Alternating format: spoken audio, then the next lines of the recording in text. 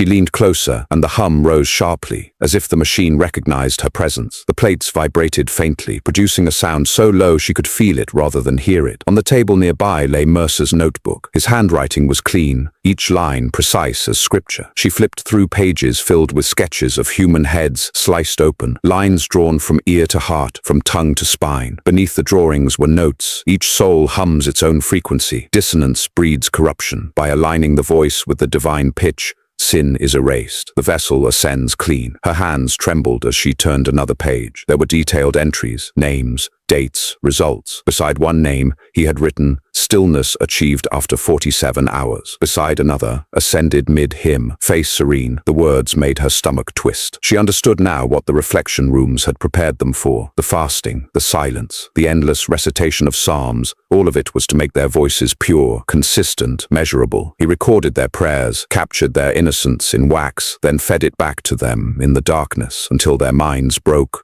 and their bodies stilled. She was still staring at the book when the phonograph clicked. The turntable began to spin, slow and deliberate. The horn crackled, and a voice, a child's voice, filled the chamber. It was high and trembling, singing a hymn she had heard many times upstairs during morning worship. But the recording looped wrong. The last word repeated again and again, stretching longer with each cycle, until it became a single, continuous note. The air in the room vibrated with it. The brass plates on the coffins began to shimmer faintly, resonating with the sound. Lila clamped her hands over her ears, but the vibration crawled through her body, pressing against her chest, making her heart stumble in rhythm. The iron door slammed behind her. She spun, but no one was there. Then came the footsteps, slow, careful, familiar. Mercer appeared in the archway, his white coat glowing in the dim light, his expression calm as ever. He told her not to be afraid, that she was witnessing something holy. He said the machines did not kill, they freed. He spoke as though she were a student in one of his sermons, his voice gentle, patient, endlessly sure. He explained that the children's